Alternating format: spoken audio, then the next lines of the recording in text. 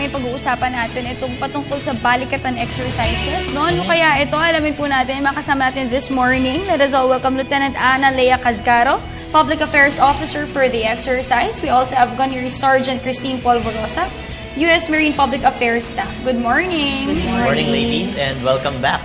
Welcome back to Good Morning, Boss. So, of course, we're going to talk about today about the 30th Balikatan exercises, and this May you will be celebrating it. So, for Gunnery, what is 30th Balikatan exercises all about? Well, this year's exercise is going to be focusing on humanitarian civic assistance activities, staff planning, and also field training exercises. So we're going to do a lot of interoperable training of Philippines and U.S. in different locations, and then also do some humanitarian civic assistance for cooperative health engagements in the Legazpi and Albay area. Okay, so you will be conducting a lot of trainings and parang mga seminars, siguro to iti-train sila together. Yes. Siguro, Lieutenant, ano po itong mga training na ito at saan po tayo mag-focus on, lalo na this year po na Balikatan exercise? Actually, for this year's Balikatan, one of the main focus, as what Christine has said, is the humanitarian assistance and disaster response. Isa lang po ito, pero meron din po tayong humanitarian civic assistance, which is meron na pong nangyayari ngayon sa Bicol, sa Albay at sa Legazpi. Ito po isa sa mga pre-Balikatan activities, which is gumagawa po tayo ng mga classrooms at yung medical clinic po sa different places po sa Bicol. Plus also, we will be training in field training exercise. We'll have field training exercise which will be held dito naman po sa Luzon, sa different military installations, plus the staff planning exercise which will be held in Camp Aguinaldo, sa Westcom sa Palawan, at sa Joint Task Force NCR dito din po sa Maynila. Okay, so speaking of training, kasi siguro many of us do not know na when speaking of military, it's not just for defense. We are also disaster response. So sa kasi setting kasi ng Pilipinas, medyo madalas tayong matamaan ng mga disasters. So how do you prepare for these disaster situations? Actually, dito na din po sa training natin, yung sa staff planning exercise, dito na tayo magpo-focus sa humanitarian assistance and disaster response. Dito po is parang mas papaigtingin po yung pagsasama na paano po tayo maging effective and enhance po sa pag-aid sa mga katulad nung nangyari sa atin last year, yung sa Yolanda. Mas effective po tayo na ganapin po kung ano yung ating dapat na mission for the disaster. Okay, so how many Philippine troops will join this training? Total, there'll be 2,500 U.S. and 3,000 for the Armed Forces of the Philippines. Okay. So marami rin. So gaano po katagal yung duration na kailangan matapos itong buong training? Gaano siya katagal gagawin? Actually, the official opening will be on May 5 until May 16. But we already had the previous activities which we already started nung ngayong April po. And then which will all commence by May 16. Okay, so going back to humanitarian assistance, we heard that you are having a community infrastructure assistance in Legazpi. So can you tell us more about it? So we're doing school projects, we're adding structure, and then we're also building a medical facility in those areas to help facilitate more medical engagements with the community there. In addition to that, we have cooperative health engagements, which are free medical, dental, veterinary care for the local community as well. Not only in Legazpi, but we will also be having a cooperative health engagement in Tacloban, which will be held sa May 10. It will be a one-day event.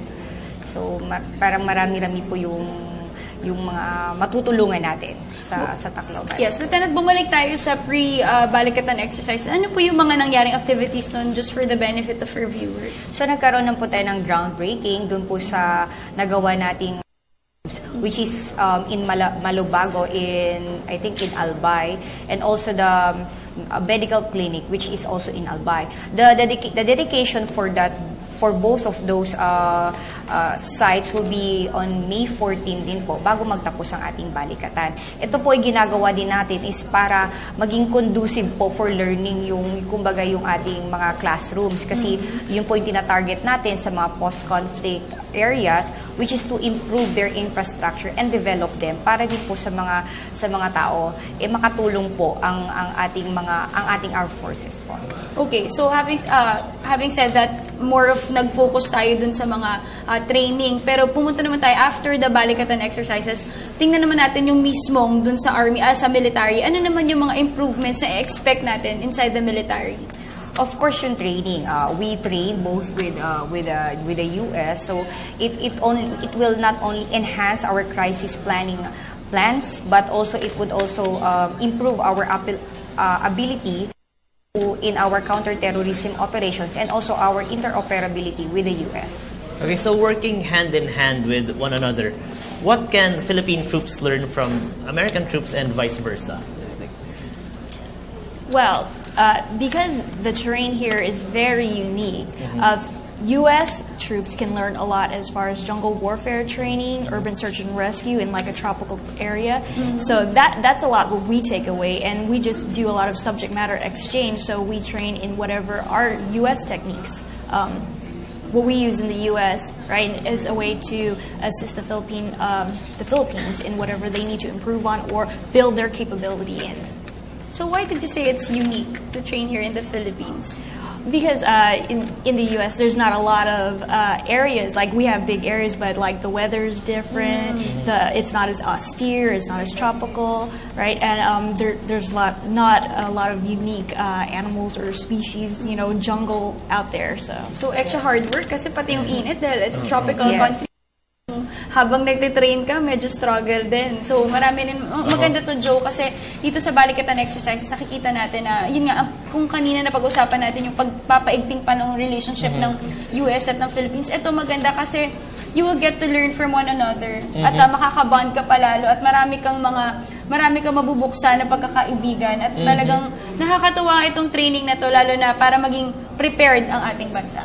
Yes, so maybe you have any message to our viewers that you would like to give them? Siguro, bigyang linaw yung ginagawang balikatan exercises.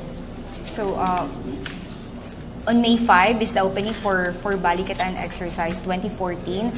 This is in its 30th year already. So we are also still inviting media members who are interested to cover Balikatan. They are welcome to get accredited in our office. It's still open. And we learn so much from our counterparts, and also from them, they learn so many things from us. All right, Gunnery? Thank you for having us, and I want to say thank you to my counterpart, and also, mabuhay. And good luck to your upcoming balikatan exercises. Mabuhay po kayo. And, All right, thank you so much for joining us this morning. That was Lieutenant Ana Lea Casgaro, Public Affairs Officer for the exercise. And of course, we also have Gunnery Sergeant Christine Polvorosa, U.S. Marine Public Affairs Staff. Thank you. Thank you, ladies.